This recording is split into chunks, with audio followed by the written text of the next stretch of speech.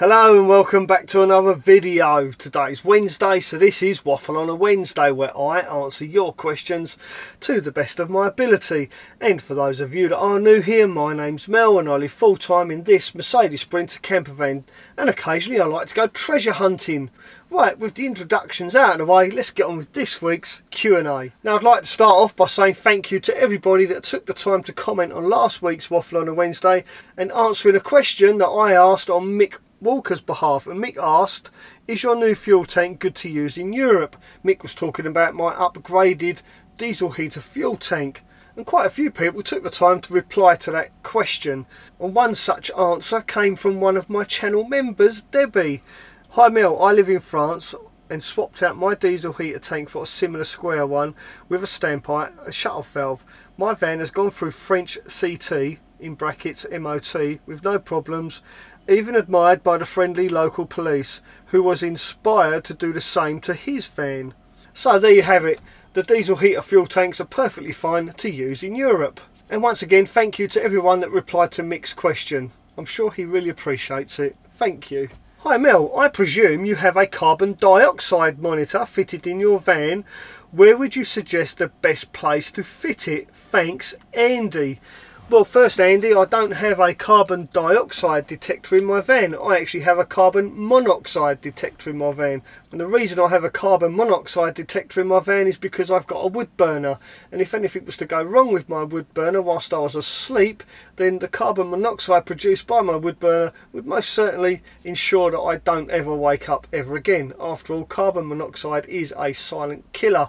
It is tasteless, it is odorless, so it's very important to have a carbon monoxide detector in your van, especially if you've got a wood burner or a gas stove, because I know a lot of people out there use their gas stoves to heat their van in the winter at night, which is a really dangerous thing to do. So definitely, if you've got either a wood burner or a gas stove, I highly recommend you invest in a carbon monoxide detector.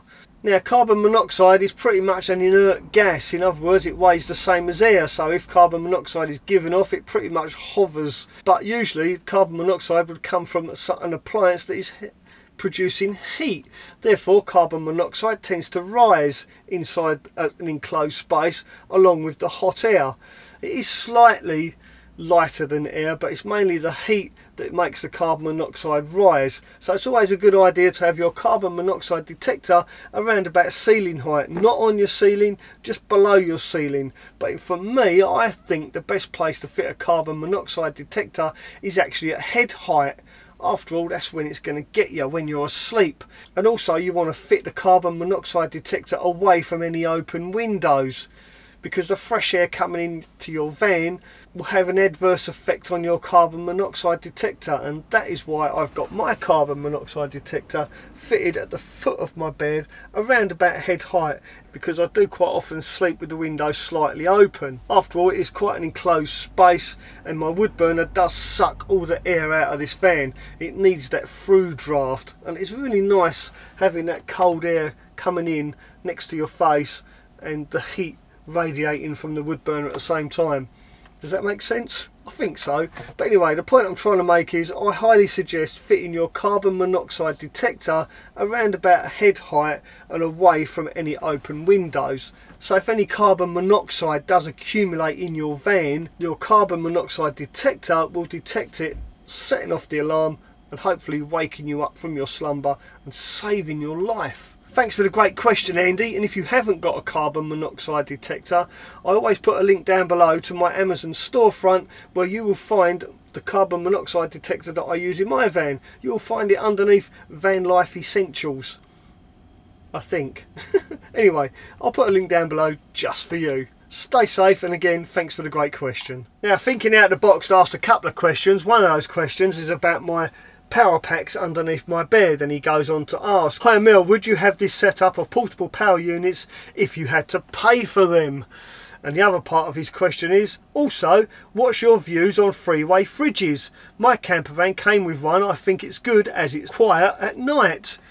Let's answer the first part of that question. Would I have portable power packs underneath my bed if I had to pay for them? And I would openly and honestly say absolutely not. If it weren't for the fact I had a YouTube channel and these power packs were given to me by the companies that make them for me to do video reviews, I probably wouldn't have them in my van.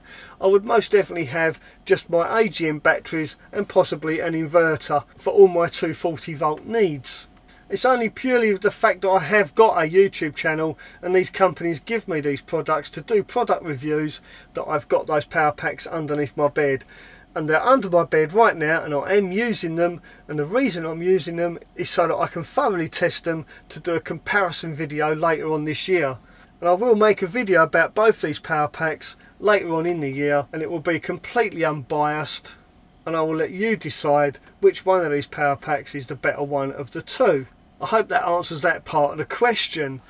Now the second part of the question is about absorption fridges. I think three-way fridges are fantastic, and I've always used three-way fridges in my van until I got this tiny little compressor fridge. And I've got to be honest, I wish I'd stuck to a three-way fridge, because like you say, they are completely silent. They are really efficient, especially if you run it on gas. They do tend to suck a lot of power when you run them on 12 volt, but then again, you only flick them on 12 volts when you're actually driving your van. And I'd highly recommend you turn it down on its lowest setting. After all, you want the alternator of your van to charge your leisure batteries as well as run your fridge. So it's asking quite a lot from your alternator. Don't use your three-way fridge on 12 volts when you're stationary, because they absolutely destroy your batteries in a very short time. If you're stationary, then either plug it into shore power, which is the 240 110 volt side of the system, or light the gas, which is fantastic because they use very little gas. The gas flame in the back of an absorption fridge is very tiny. It's almost just like a pilot light in a household boiler. Use very little gas, but they do give off a little bit of heat. Most absorption fridges are vented outside. If your absorption fridge isn't vented to the outside, then you really do need to get a carbon monoxide detector fitted to your van as well, for the reasons mentioned earlier on in this video. And there's one other really good thing about three-way fridges: they are literally half the price of a compressor fridge. I hope that answers both your questions. Quick question, Mel. We love a quick question. Do you think Park for Night is good or bad for van life? And that comes from Zummer Zest Woodsman. Do I think Park for Night is good for van life? Absolutely. I think it's fantastic, and it's got me out of stuck many times as well. I even made a video about Park for Night and how to use it. It's quite a long time ago. Yeah, it's quite an old video. If I can find it, I'll put a link to it up here. And for those of you that don't know what Park for Night is, it's actually an app you download on your phone. When you're in a particular location, you go on the Park for Night app, you can click find me somewhere to park, and that's exactly what it does. It finds you parking locations in your vicinity. But I would suggest that you use Park for Night in conjunction with Google Earth. So you go on Park for Night, you find the location that it suggests, you then go on Google Earth and go on Street View, and you can actually look and see what that area looks like and what that park up spot looks like. And most importantly, if there's any height restriction barriers to where they're sending you. And I think that's the only flaw with Park for Night. Some of the locations, they don't mention whether or not there are height restrictions. But in short, anyone with a camper van should have Park for Night on their phone. Highly recommend it. And if you do find a nice parking spot, make sure you leave a decent review as well, so that everybody else knows. Brilliant question, thank you. Now here's a question that caught my eye, because I do believe Chris is suffering a similar problem as I am, and that is with his water drainage. I have a not so quick question. That's okay, Chris, like I say, this really is a good question.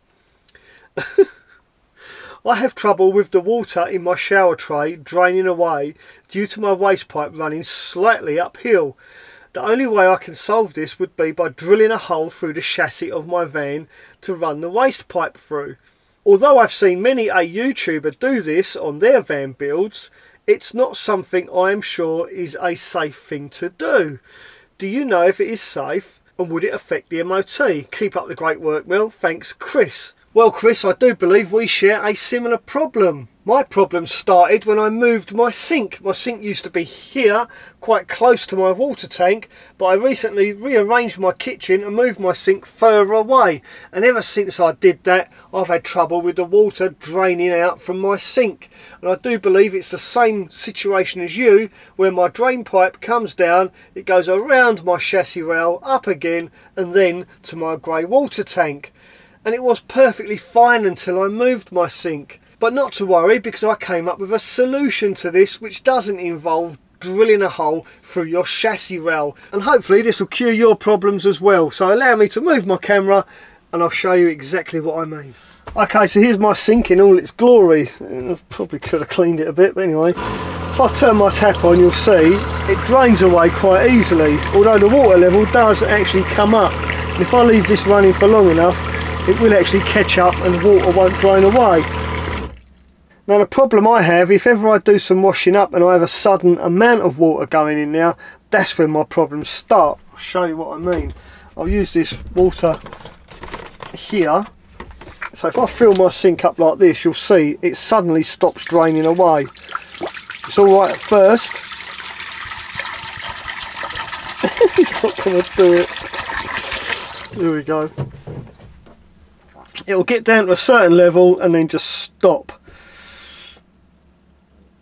There you go, it's stopped now. If I add some coffee to it, you can see it's not really draining away that fast. But if I get my plunger, and I believe it's because there's an airlock, watch what happens now. If I just simply do that, look how quick it goes, straight away. So there you are, Chris. I highly recommend getting one of these plungers before you go drilling a hole in your chassis rail. Now, even though my grey water tank is actually vented, I do believe once the water gets down to a certain level, it creates some kind of airlock. So the minute I use my plunger, it breaks the airlock, and as you clearly saw, the water just rushes through, no problem whatsoever. So before you go drilling any holes in your chassis, I highly recommend investing in one of these little plungers just to see. Just give it a quick like that. For want of better words, and yeah, let me know how you get on. Will it work for you? I really hope it does. Save you drilling holes in your chassis rail. And if anybody else out there's got a similar problem to Chris, then please feel free to leave a comment in the comment section of this video, and I will do my best to answer your questions in next week's Waffle on a Wednesday. Thanks for watching. I'll see you very soon. Ta-ra for now.